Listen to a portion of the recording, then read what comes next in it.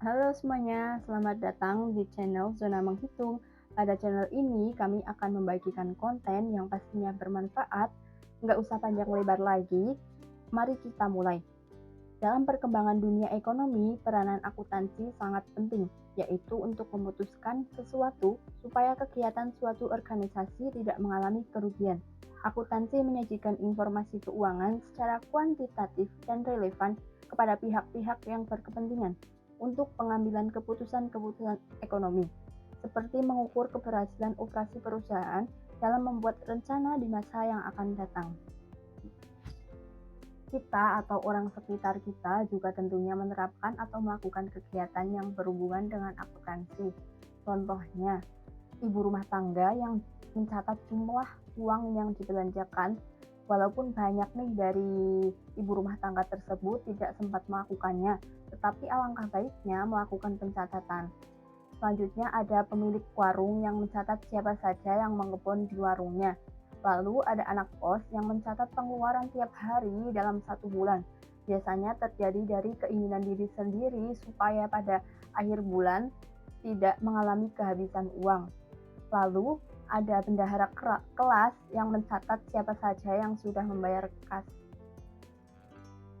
Di konten kali ini, kami akan membahas lebih lanjut tentang apa definisi dari akuntansi, kegunaan akuntansi itu untuk apa saja, dan meliputi bidang apa saja akuntansi itu. Teman-teman penasaran? Mari kita simak pembahasannya lebih detail.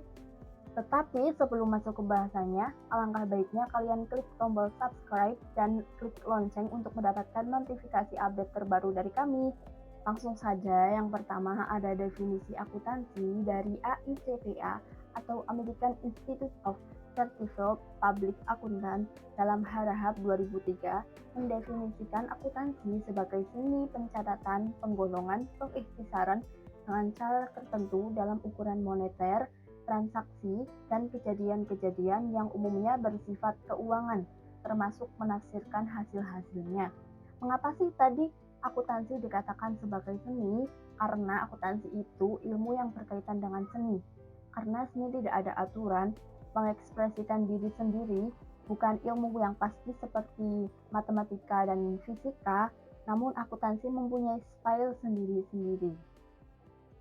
Yang kedua, ada apa saja kira-kira proses yang ada dalam akuntansi.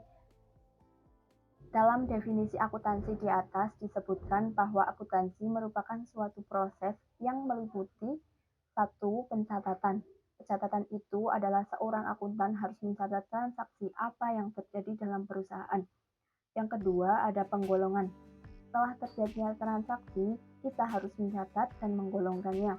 Menggolongkan di sini adalah memasukkan ke dalam akun-akun, contohnya ke dalam akun kas, akun peralatan, akun piutang, dan lain-lain.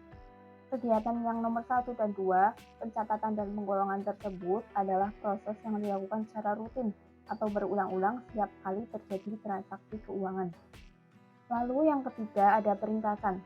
Meringkas sesudah terjadi transaksi apa saja dan dilakukan di akhir periode, yaitu 31 Desember. Yang keempat, ada pelaporan. Seseorang akuntan tentu saja di akhir tahun wajib melaporkan transaksi apa saja yang sudah terjadi, apakah menghasilkan laba atau rugi, dan lain-lain. Yang terakhir, ada penganalisaan data keuangan dari suatu organisasi, yaitu dengan mempelajari menelaah laporan yang sudah kita buat pada akhir periode atau biasanya disebut kesimpulan.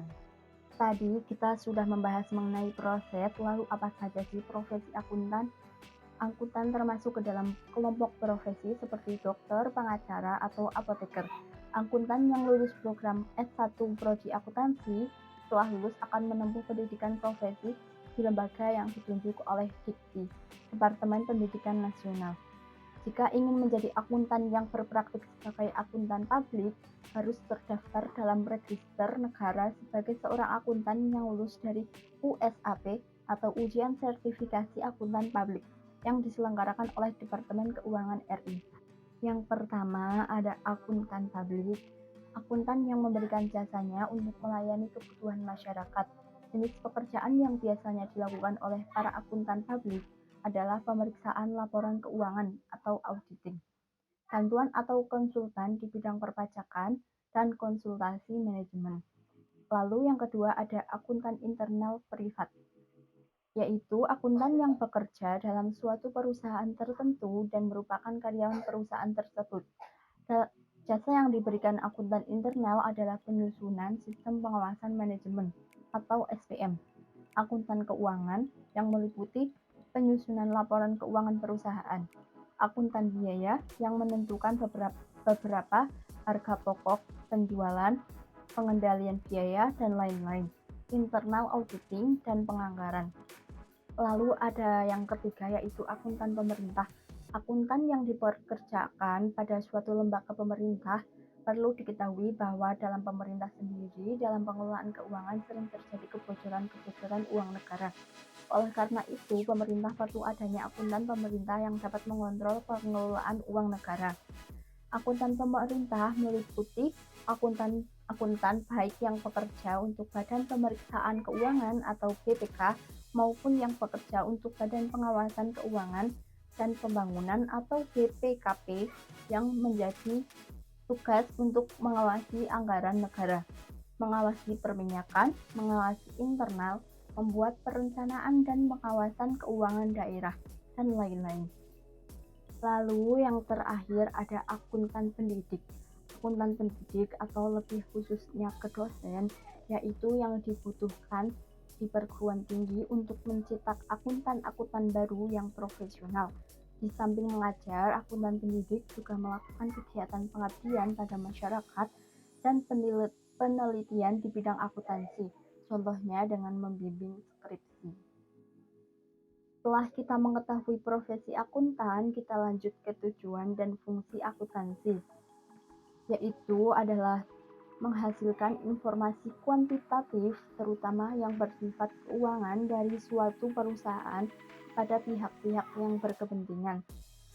Di atas dikatakan menghasilkan informasi. Menghasilkan informasi tersebut itu berbentuk apa sih? Berbentuk informasi keuangan yang akan digunakan semua pihak. Tadi dalam tujuan dan fungsi terdapat pihak-pihak yang berkepentingan.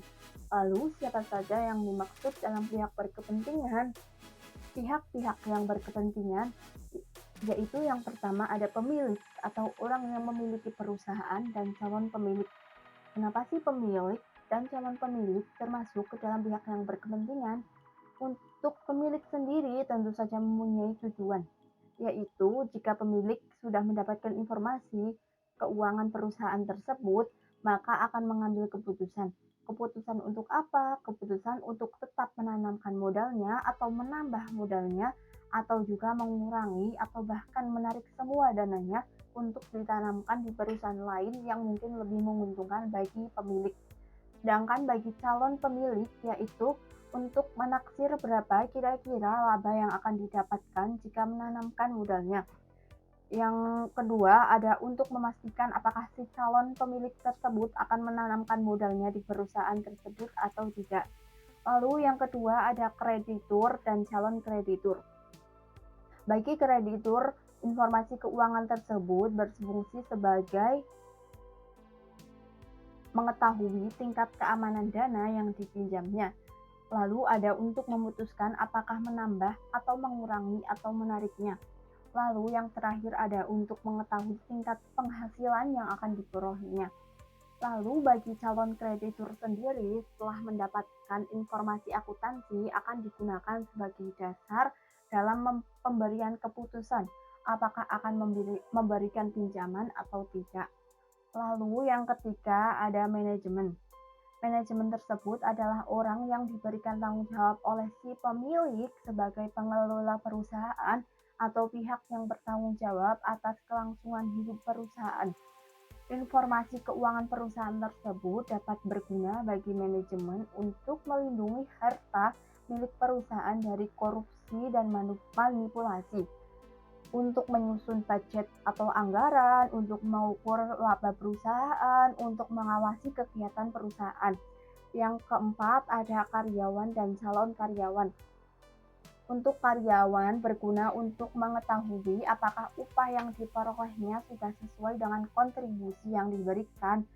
Lalu, sedangkan bagi calon karyawan berguna untuk dapat menunjukkan prospek perusahaan dan untung ruginya bekerja pada perusahaan tersebut. Lalu, yang kelima ada pemerintah. Informasi keuangan tersebut berfungsi untuk yang pertama ada pembayaran pajak, contohnya PPh karyawan. Lalu ada ketaatan perusahaan terhadap peraturan-peraturan yang ditetapkan seperti UMR dan penetapan kebijakan tertentu. Lalu yang terakhir ada pihak-pihak lain yang berkepentingan. Informasi tersebut dapat berfungsi untuk analisis dan konsultan keuangan, asosiasi dagang, serikat pekerja. Lalu yang selanjutnya ada prinsip akuntansi. Prinsip-prinsip akuntansi yang pertama ada prinsip biaya historis atau harga perolehan atau cost principle.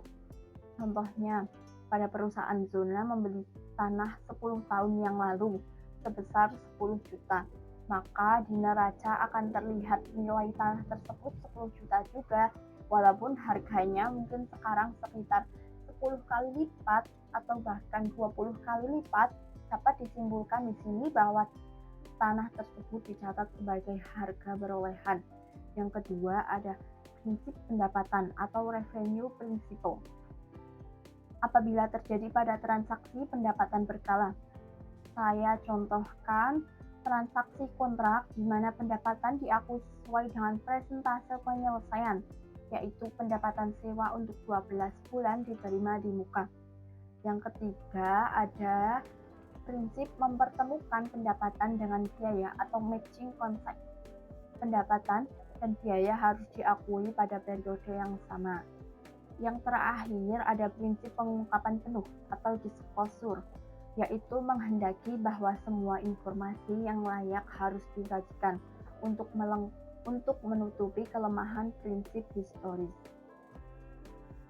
Tadi kita sudah mengetahui prinsip-prinsipnya, lalu sekarang kita akan belajar mengenai konsep dasarnya.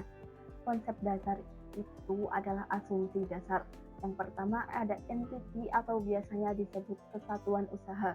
Perusahaan dianggap sebagai suatu kesatuan usaha yang berdiri sendiri, terpisah dari pemilik atau pihak yang menanamkan dananya ke perusahaan.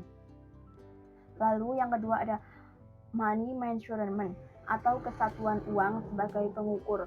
Konsep ini menghendaki bahwa yang dicatat dalam akuntansi hanyalah transaksi yang dapat dinyatakan dengan satuan moneter atau satuan uang di Indonesia adalah rupiah. Sehingga data yang tidak dinyatakan dalam satuan moneter meskipun relevan tidak dicatat atau dimasukkan dalam catatan akuntansi. Misalnya itu ada kesehatan karyawan, kejujuran manajemen, canggihnya sistem produksi. Yang ketiga ada going concern atau kontinuitas usaha.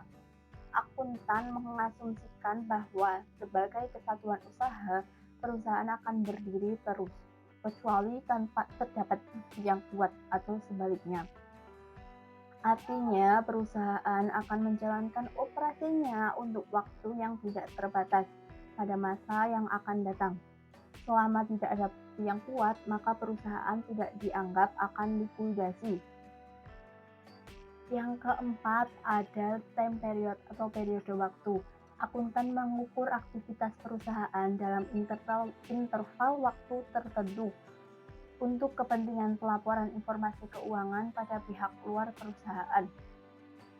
Biasanya digunakan ukuran waktu 1 tahun, tetapi tahun tersebut juga disebut tahun fiskal karena berkaitan dengan tahun kalender, tapi disesuaikan dengan sifat bisnis yang ada, jadi tidak dalam 1 tahun.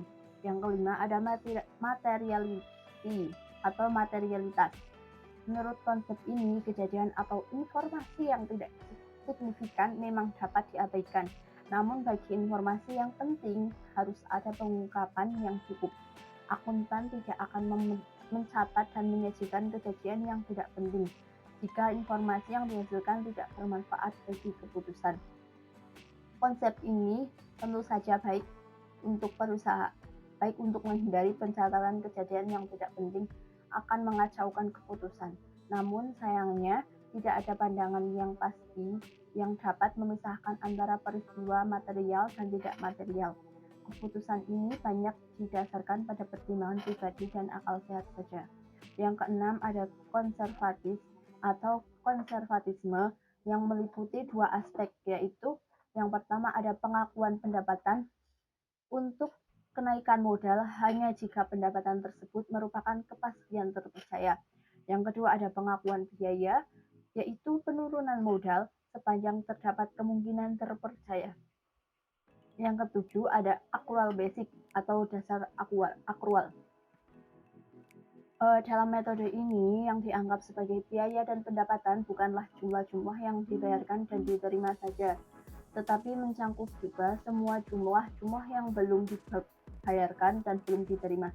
Jadi semua ini hanya saja tidak mencakup jumlah-jumlah yang dibayarkan dan belum diterima, asalkan masih dalam periode pembukuan yang bersangkutan. Yang ketujuh ada accrual basic atau dasar accrual. Dalam metode ini yang dianggap sebagai biaya dan pendapatan bukanlah jumlah-jumlah yang dibayarkan dan diterima saja, tetapi mencangkup juga jumlah-jumlah yang belum dibayarkan dan belum diterima, asalkan masih dalam periode pembukuan yang bersangkutan. Contohnya, ada beban listrik, maka akan dicatatkan beban listrik debit dan utang kredit. Untuk pendapatan, maka akan dicatatkan piutang pendapatan debit dan pendapatan kredit. Yang terakhir ada cash basic atau dasar cash, merupakan kebalikan dari metode sebelumnya, yaitu metode accrual, di mana pendapatan baru diakui ketika kas diterima dan biaya diakui pada saat kas dikeluarkan. Apakah kalian tahu akuntan itu merupakan salah satu dari perusahaan jasa? Lalu adakah jenis perusahaan lain selain perusahaan jasa? Kita langsung saja masuk ke jenis perusahaan. Yang pertama ada perusahaan jasa atau service firm, yaitu perusahaan yang bergerak dalam bidang menawarkan jasa untuk mendapatkan keuntungan, atau perusahaan yang menjual jasa tertentu atau penyalur tenaga kerja, seperti usaha bengkel, akuntan, usaha salon, usaha bioskop, usaha biro jasa, usaha konsultan, usaha perantara, dan masih banyak contoh lainnya. Yang kedua ada perusahaan dagang atau merchandising firm, yaitu perusahaan yang bergerak di bidang membeli barang dagang dan menjual kembali barang dagang tersebut untuk mendapat keuntungan, seperti bahan bangunan, department store, supermarket, dan masih banyak contoh lainnya. Yang terakhir ada perusahaan manufaktur, yaitu perusahaan yang bergerak dalam bidang mengolah bahan baku menjadi setengah jadi maupun barang setengah jadi yang kemudian dijualnya untuk mendapatkan keuntungan, seperti perusahaan sepatu, perusahaan otomotif, perusahaan tekstil, perusahaan semen, perusahaan jet, dan masih banyak contoh lainnya. Setelah kita mengetahui jenis perusahaan yang ada, kita lanjut untuk membahas jenis badan usaha. Jenis badan usaha. Perusahaan adalah sesuatu organisasi yang didirikan oleh seorang atau sekelompok orang atau badan lain yang kegiatannya adalah melakukan produksi atau distribusi guna memenuhi kebutuhan ekonomis manusia. Kegiatan ekonomi seperti tersebut pada umumnya untuk memperoleh keuntungan. Tetapi ada pula yang tidak mencari keuntungan. Bentuk perusahaan secara umum yaitu ada yang pertama ada badan usaha atau perusahaan perseorangan atau individu. Perusahaan perseorangan adalah badan usaha yang kepemilikannya dimiliki oleh satu orang saja. Individu dapat membuat badan usaha perseorangan tanpa izin dan tata cara tertentu. Semua orang bebas membuat bisnis personal tanpa adanya batasan untuk mendirikannya. Pada umumnya, perusahaan perseorangan bermodal kecil, terbatas jenis, serta jumlah produksi, memiliki tenaga kerja atau buruh yang sedikit, dan penggunaan alat produksi teknologi sederhana. Contohnya, perusahaan perseorangan seperti di toko, salon, rental, penjahit, dan lain sebagainya. Tentu ada ciri dan sifat perusahaan perseorangan. Yang pertama ada relatif mudah didirikan dan juga dibubarkan. Yang kedua ada tanggung jawab tidak terbatas dan tidak melibatkan harta pribadi. Yang ketiga ada tidak ada pajak, yang ada adalah pungutan dan retribusi. Yang keempat ada seluruh keuntungan dinikmati sendiri. Yang kelima ada sulit mengatur roda perusahaan karena diatur sendiri. Selanjutnya ada keuntungan kecil yang terkadang harus mengorbankan penghasilan yang lebih besar. Selanjutnya ada jangka waktu badan usaha tidak terbatas atau seumur hidup. Lalu ada sewaktu-waktu dapat dipindah tangankan. Yang kedua, yang jenis perusahaan yang kedua adalah perusahaan atau badan usaha persekutuan atau partnership. Perusahaan persekutuan adalah badan usaha yang dimiliki oleh dua orang atau lebih yang secara bersama-sama bekerja sama untuk mencapai tujuan bisnisnya. Yang termasuk dalam badan usaha persekutuan adalah firma dan komanditer alias CV. Untuk mendirikannya badan usaha persekutuan membutuhkan izin khusus pada instansi pemerintah yang terkait. Yang pertama itu kan ada firma. Firma adalah sesuatu bentuk persekutuan bisnis yang terdiri dari dua orang atau lebih dengan nama bersama yang tanggung jawabnya terbagi rata, tidak terbatas pada setiap pemiliknya. Ciri dan sifat firma. Apabila terdapat hutang tak terbayar, maka setiap pemilik wajib melunasi dengan harta pribadinya. Yang kedua, ada setiap anggota firma memiliki hak untuk menjadi pemimpin. Yang ketiga, ada seorang anggota tidak berhak memasukkan anggota baru tanpa seizin anggota lainnya. Selanjutnya ada keanggotaan firma melekat pada berlaku seumur hidup. Selanjutnya ada seorang anggota mempunyai hak untuk membubarkan firma. Selanjutnya ada pendirian tidak memerlukan akte pendirian. Selanjutnya mudah memperoleh kredit usaha. Lalu tadi sudah membahas firma dan sekarang kita akan membahas contoh lain yaitu persekutuan komanditer atau CV. Persekutuan komanditer atau CV, Commandeer Partnership. CV adalah sesuatu badan usaha bisnis yang didirikan oleh dan dimiliki oleh dua orang atau lebih untuk mencapai tujuan bersama dengan tingkat keterlibatan yang berbeda-beda di antara anggotanya. Satu pihak dalam CV tersebut mengelola usaha secara aktif yang melibatkan harta pribadi dan pihak lainnya hanya meletakkan modal saja tanpa melibatkan harta pribadi ketika krisis finansial. Yang aktif mengurus CV tersebut disebut sekutu aktif dan yang hanya modal disebut sekutu pasif. Ciri-cirinya yaitu sulit untuk menarik modal yang telah disetor, selanjutnya modal besar karena didirikan banyak pihak, selanjutnya mudah untuk mendapatkan kredit pinjaman, selanjutnya ada anggota aktif yang memiliki tanggung jawab tidak terbatas, dan ada pasif yang tinggal menunggu keuntungannya saja. Selanjutnya ada relatif mudah untuk didirikan, dan selanjutnya yang terakhir ada kelangsungan hidup perusahaan CV tidak menentu. Lalu yang ketiga dari jenis tersebut ada perseroan terbatas atau PT atau korporasi atau korporat. Perseroan terbatas adalah organisasi bisnis yang memiliki badan hukum resmi yang dimiliki oleh minimal dua orang dengan tanggung jawab yang hanya berlaku pada perusahaan tanpa melibatkan harta pribadi mereka atau perseorangan yang ada di dalamnya. Di dalam PT, pemilik modal tidak harus memimpin perusahaan karena dapat menunjuk orang lain di luar pemilik modal untuk menjadi pimpinan. Untuk mendirikan PT atau perseroan terbatas dibutuhkan sejumlah modal, minimal dalam jumlah tertentu dan berbagai persyaratan lainnya. Ciri dan sifat PT adalah kewajiban terbatas pada modal tanpa melibatkan harta pribadi, modal dan ukuran perusahaan besar. Kelangsungan hidup perusahaan PT ada di tangan pemilik saham. Dapat dipimpin oleh orang yang tidak memiliki bagian saham. Kepemilikan modal berpindah tangan. Mudah mencari tenaga kerja untuk karyawan atau pegawai. Keuntungan dibagikan kepada pemilik modal atau saham dalam bentuk dividen. Kekuatan dewan direksi lebih besar daripada kekuatan pemegang saham. Sulit untuk membubarkan PT. Pajak berganda pada pajak penghasilan atau PPh, dan pajak dividen. Kita sudah belajar banyak hari ini. Materi selanjutnya adalah mengenai siklus akuntansi. Apakah kalian sudah tahu apa saja yang masuk ke dalam siklus akuntansi?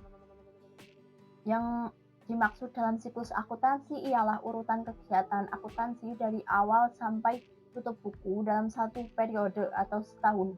Satu periode akuntansi umumnya dari 1 Januari sampai dengan 31 Desember. Dalam satu periode itu kegiatannya yang pertama ada selama tahun berjalan, yaitu mencatat atau recording bukti-bukti transaksi dalam jurnal. Yang kedua ada memindahkan ke buku besar atau posting ayat-ayat jurnal ke dalam perkiraan buku besar atau ledger. Yang kedua ada pada akhir tahun. Pada akhir tahun tersebut ada pengisiran atau summarizing saldo-saldo perkiraan buku besar dalam bentuk neraca sisa atau trial balance. Yang kedua ada melakukan inventaris data, memeriksa, meneliti, membetulkan, dan membuat catatan penyesuaian atau adjusting entries dalam jurnal.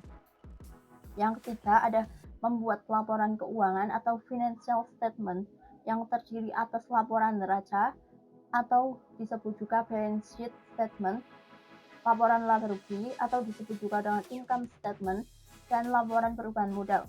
Untuk memudahkan penyusunan laporan keuangan biasanya dibuat neraca lajur atau worksheet. Yang keempat ada menutup perkiraan buku besar dan membuat ayat penutup atau closing entry. Yang kelima ada menyusun neraca sisa setelah tutup buku atau post closing entries. Yang keenam ada membuat ayat pembalik atau reversing entries. Selanjutnya kami akan membahas bab 2 yaitu tentang persamaan dasar akuntansi dan laporan keuangan. Karena itu jangan lupa dukung kami dengan like, comment, and subscribe ya teman-teman. Sampai jumpa.